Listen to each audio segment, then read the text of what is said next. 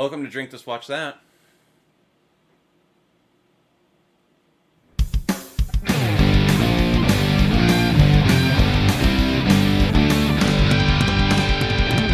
Welcome back. I'm Rico. And I'm James, and this is a show where we analyze, predict, and mock, and drink to today's most popular shows. Today, we are raising our shot glasses to Oberyn Martell. Today's drink is the Red Viper. Ingredients and instructions down below. We're watching Game of Thrones, Season 4, Episode 8, titled The Mountain and the Viper. Quick update on where we're at in the show. Daenerys gets some D from Dario No Harris. D gets some D. Oberyn has declared himself Tyrion's champion. And Lysa flew through the moon door. She's dead. And that's how the episode begins. Get ready for a dark one today, guys. Cheers. You listen to me. Shut your mouth. What?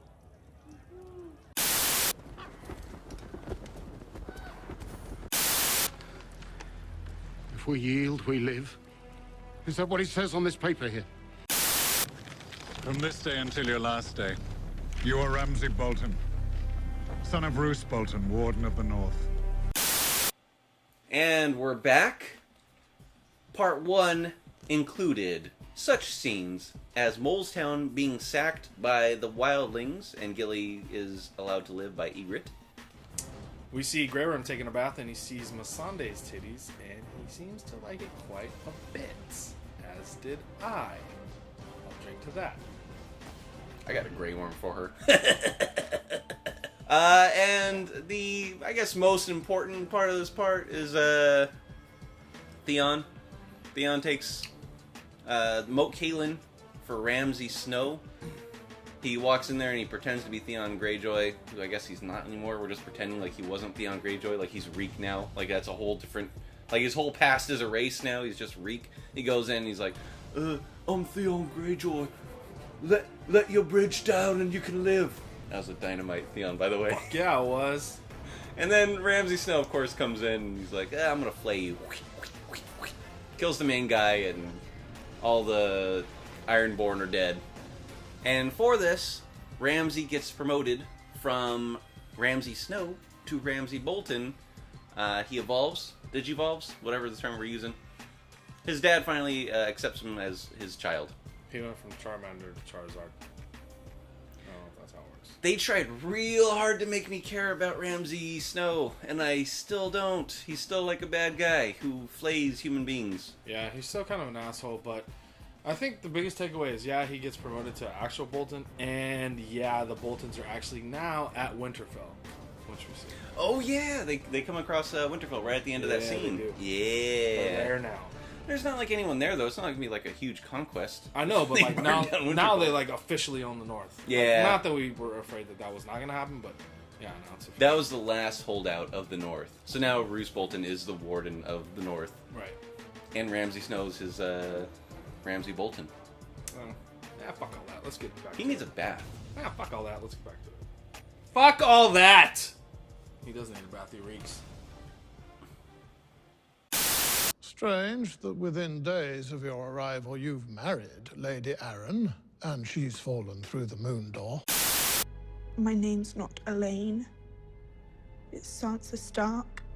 But she stepped through those doors and she was...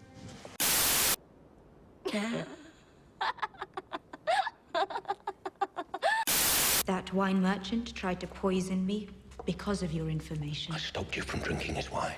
You have until dusk to collect your things and leave this city. If you're found in Marine past break of day, I'll have your head thrown into Slaver's Bay.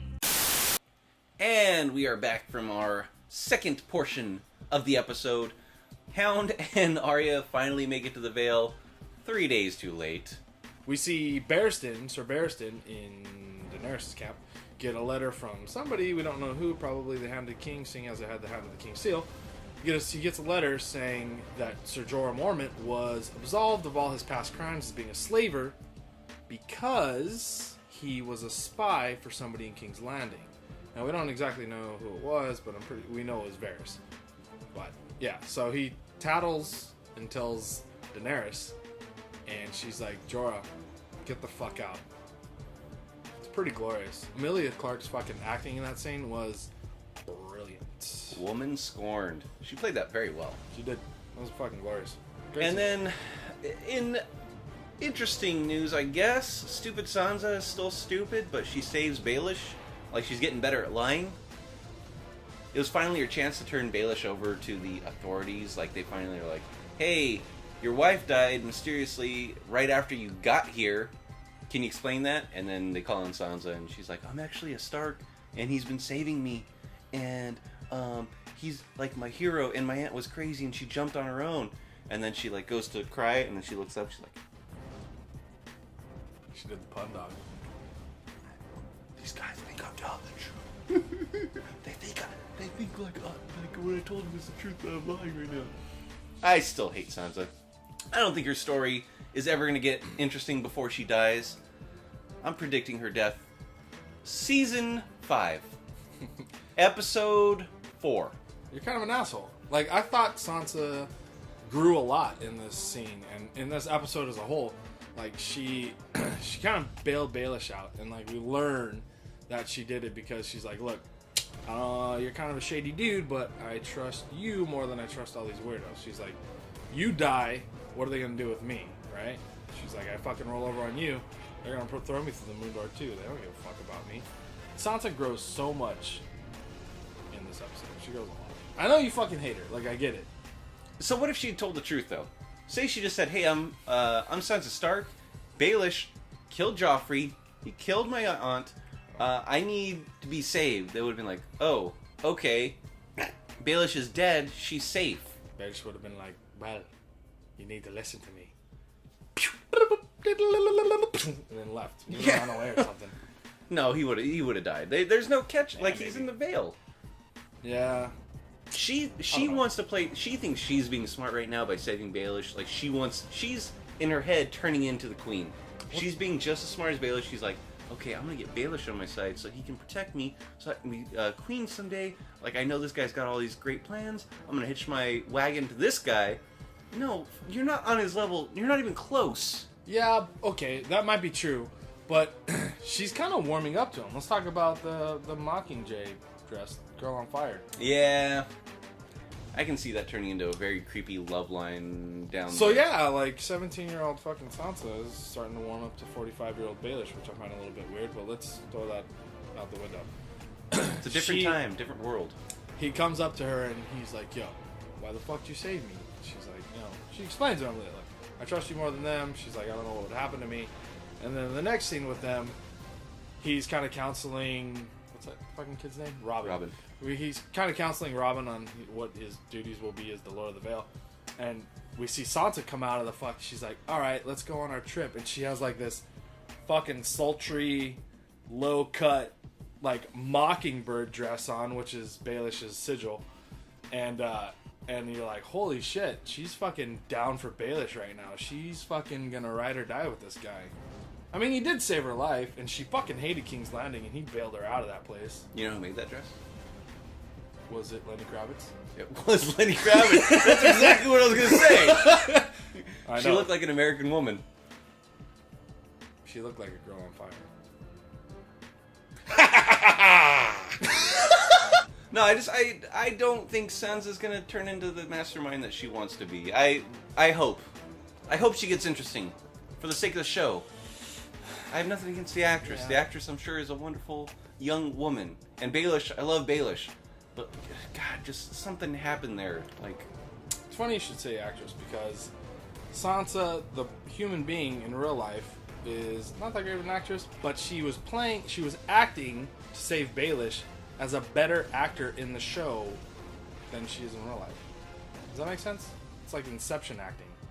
And she's better on the second level than she is the first.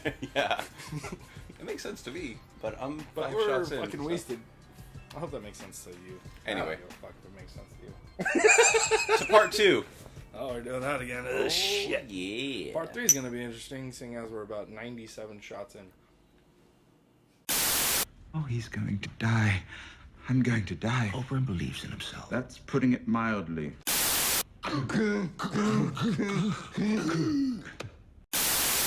Looks like very light armor. You could at least wear a helmet. You shouldn't drink before a fight.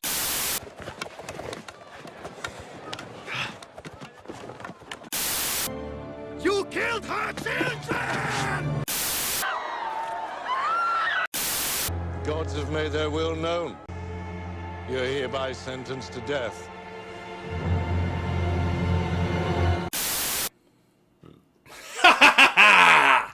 Part 3, guys. The moment we've all been waiting for. Tyrion's speech right before the battle. Right? That's what everyone's been waiting for? He starts talking about his simple cousin who got dropped on his head. And they talk about beetle smashing, and it's kind of foreshadowing. I think it's pretty cool, though, because it's a bigger commentary about the whole show.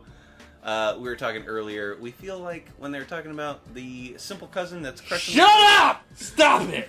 That's not what we're talking about. I'm mad at you for talking about Tyrion's stupid speech that no one gives a shit about. Oberyn versus the fucking Mountain was probably one of the most fucking glorious fights I've ever seen in this show. And we've seen some fucking glorious fights, including the Battle of Blackwater. This fight trumps them fucking all. It is... But those are two different things. You can't compare Blackwater. It's a giant fucking fight. That's a battle versus fine, a fight. whatever, fine. Alright, then who else have we seen fight duel 1v1? The Hound versus Beric Dondarrion. Who the fuck is Beric Dondarrion? You should pay attention to the Tyrion speech, though, because it's a bigger commentary on the show as a whole. Rico. That's all I'm saying. I'm out. So we finally get to see Oberyn and the Mountain fight, and it's fucking glorious. Oberyn's taunting him the whole time, saying, listen, he's like, I'm gonna fucking kill you, but before I do, I want you to admit to fucking killing my daughter. Nope. I want you to admit to killing my sister. I want you to admit to killing her children. And I want you to admit to raping her. And then I'm gonna fucking kill you.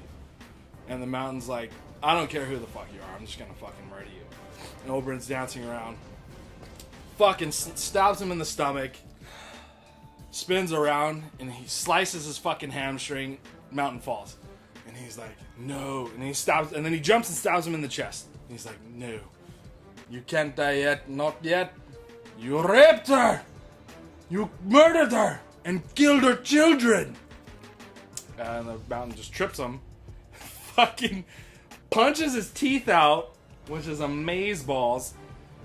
For a single man to do. He fucking digs his thumbs into his eyeballs and he's like, I raped her, I killed her, and I killed her children. And then I crushed her skull in like this, and he blows his fucking head up. Head explosion. One of the most traumatic things I've ever seen in my life, and most infuriating. Seriously, though? It really was traumatizing. It was traumatizing, but visuals aside, I was so fucking mad. Because he had him. He got cocky. He fucking, I was so mad. He got cocky, and all he just he could have just killed him. He had it won. He knocked off his helmet already. Just stab him in the fucking face. You win. You got your vengeance. You got your justice. He could have done nothing and won. Apparently, as we've learned from both the producers and from people who've read the books, the dagger or the blade at the end was poisoned. Yeah, so the Mountain was gonna die no matter what. Yeah. Like he was gonna suffer for a long time. Oh yeah. Like, this was not a good death. This was not a wise death. It was a good death. Yeah. Like, he was going down for the count. It was a wise death. But because he wanted to get him to say the words, hey, I killed your sister and her children, and I raped her. Head explosion, bro. That's what you get. And, okay, so, aside from the implications of this battle, which I want to get to Tyrion's fate in a minute. Fuck it, you talk. I want to get to Tyrion's fate in a minute. But what I like and hate about this is the same thing. Is that it's so real. What you get out of revenge is exactly what comes in the show. Like, for every Littlefinger that they have in the show, there's like 9 more Oberyn stories. If all you do is focus on revenge, if all you want to get out of life is to get back at the people that have wronged you, guess what? You're gonna get done in because they're probably better at it than you. Oberyn was a badass, and he should have won, but because he got cocky and because he just wanted revenge instead of just, helping Tyrion out, he got his head smashed in. like, there's so many different stories. Littlefinger is definitely the exception. He's the guy that lost to Ned Stark's brother before the show even starts, by the way. He wanted Catelyn Stark, and so he battled for her, and he lost. And because of that, he grows to be this powerful figure, and he does all this in revenge. But, like, he's, like, absolutely the exception in reality and in this show. I thought it was a great message, as much as it's going to be sad to see Oberyn go. What do you mean? It's fucking traumatic. It's like the worst thing. Like, they built him up so much this season, and all you wanted to see was him fight the Mountain. Basically, since the beginning, right? You just want to see him get his revenge. He portrays himself as a badass. He is a badass. Legendary fighter from Dorn, and ultimately his fucking pride gets the best of him, right? Yeah. As is the case so often. I was so mad. Not only was I mad at him, I was more mad at the greater picture of fucking George R.R. Martin just fucking killing beetles. Like that. Fucking A. We get suckered into this every season. If You I fall had in love with a drink in character. here, I would cheers to Pedro Pascal. I'll drink for you. So, question for you. So this is episode 8. Historically speaking, episode 9 is the big episode of the season. Yeah. Where can they possibly go? I really don't care about the wall. They haven't built up the wall, the battle between the wildlings and the Night's Watch enough to be that exciting. Right. Like, perfect example, season 2, right? They built up the Battle of Blackwater, which happened in episode 9. All season they were building up the Battle of Blackwater, and it happened. It was fucking great. Kind of all season they were building up the Battle at the Wall, but, like, I don't fucking care, to be honest with you. I really don't. I honestly think they should have flipped the episodes. I mean, I haven't seen, obviously we're waiting on episode 9. I don't know what the fuck's gonna happen. It could be, I mean, we could see White Walkers, we could see a whole bunch fucking of dragons crazy just torch King's shit. Landing for no reason. They're like, maybe the dragons ran away, and they're like, we're just gonna do our own thing. Fuck you, Daenerys. And they fucking go and they're like, torch King's Landing, and then the dragon's like, meh, and they fucking, we're gonna rule. Meh. That'd be really cool. That would. They just take on a life of their own, and they're just so like, far, we're gonna run the kingdom us three. So far, it seems like they've been building Three up to the kings- Mountain versus the three- Viper. The 3 kings of Targaryen. I don't know. That'd be hot. But yeah, I mean, so far they've been building up the Mountain versus the Viper way more than the Wall. And they're waiting, and they're gonna blow their wad on the wall. I'll put it like this: the battle I wanted to see, I just saw. Yeah. I didn't like the outcome, but the battle I wanted to see all season, I just saw. You know who could die, and I wouldn't care? Anyone else. anyone at the wall. Anyone else. I mean, okay. If everyone at the wall died, fuck it. I don't care. You don't care about Jon Snow at all? Not right now. Yeah. He was an interesting character. care Season about Jon 1, Snow. 2, and 3 this season. I don't care. Do you know how many girls would be sad if you killed Kit Harington? Do you know how many losers you would lose? I like to drink wine before the battle. Let's talk about Tyrion. What's gonna happen with that fucking guy? Is he just gonna get his head cut off and then we're just gonna be done with Tyrion? That's it? I think that's what's gonna happen. I don't honestly see any other fucking scenario in which that won't happen. You wanna know my prediction for episode 9? I really do. It's all the wall, and then they get a letter from King's Landing that said, Tyrion's dead. And that's it. Fuck you. Seriously? That would be so good. I don't know, dude. I don't know where this show's going anymore. I'm so mad. I'm still mad. I have like a deep burning like anger inside my body that's just not able to be put out by anyone. I gotta say, I gotta hand it to George R.R. Martin. I wanna though, watch like, Frozen. And to the producers and the actors and everyone. Every season they get me to care about a character. And every season I'm surprised and broken when they kill them in the worst way possible. Yeah, no, this was probably the worst way I've ever seen anybody on the show die. For sure. I was like this. Ah! Ah! And then his head exploded. I didn't like seeing Oberyn like that. He was fucking without a head. To hear him scream? Yeah, that was Someone's bad. so cool.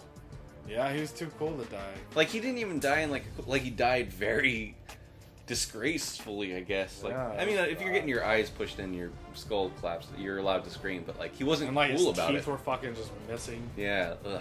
Bloody. So you think Tyrion's gonna die, or do you think Tyrion's gonna like find a fucking sneaky way out of this, dude? I've been wanting every episode since episode 2. I've been like, all right, Tyrion, please find a sneaky way out of this shit. So let's talk GOT. Not Tyrion's They've gonna drawn it out so long This whole season has been about Tyrion going to die. Ned Stark had 3 episodes. 2 episodes where he was supposed to die? Yeah. Tyrion's had 7 so far. Yeah. So what do you think? So do you think that's a sign of him dying or living? I think it's a sign of him living. I'm inclined to agree with that, but like the fact that I'm inclined to agree with that makes me think the opposite is going to happen. Exactly. Exactly. You know? If this were any other show, Yeah. I'd say he's for sure going to live. Yeah, if this was a ABC Family show, I'd be like, oh, and then Tyrion lives happily ever after, and him and his dad fucking become best friends, and he teaches him how to be a real Lannister. So next episode, I'm going to have a drink ready, I guess, for Tyrion's death. Yeah. If I'm getting this drunk for Oberyn's death, We'll call it the short and stout. do we have more drink? I want more drink because I'm pretty drunk. One more for Oberyn. For The Red Viper. For the Red Viper. Pedro Pascal. Pedro Pascal. Rest in peace. So that's today's episode. Thanks for watching. Please help the show by subscribing, liking, sharing, and commenting on what you thought. And let us know if you have any drink suggestions for me, because I bet you have some good drinks that I should be trying, because I am just doing shots right now. Also, let us know if there's any shows you want us to watch, or movies, in the future that you want us to watch and talk about, and predict, analyze, mock, and drink too, because that's what we do. Don't forget to like us on Facebook. And share us on Twitter. That's not a thing. Follow us on Twitter. Share us through YouTube. And do whatever you need to. Tumble us on our Instagram with our Subscribe right LinkedIn. here. Subscribe. Subscribe right Subscribe. Please subscribe. Subscribe right You here. guys watching, thank you so much. Until next time. Cheers. Fuck, I filled this up way too much. Cheers. Cheers. Oh, fuck, this is gonna be a nightmare.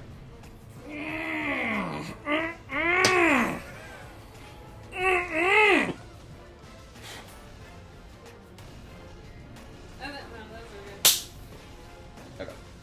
Alright, let it. Because we gotta do the fucking Rico. I thought I got it on that one. No. So close. It was so far. So fucking close. Rico. Put it a little lower than. Right there? Okay. Yeah, keep it maybe a little bit above eye level. Right there? Yeah. Okay. That was my seal impression. I like And I already did the welcome, huh? Shit. Alright. You're just gonna wait for me to say something, okay? Oh, so That means bear in Spanish. this is gonna be our most drunk episode ever, for sure. To date. You gonna take the shot now? Are you gonna talk? I'll wait. Alright. Oh, it's man. so good. Oh, look, like, yeah. Yeah. Okay.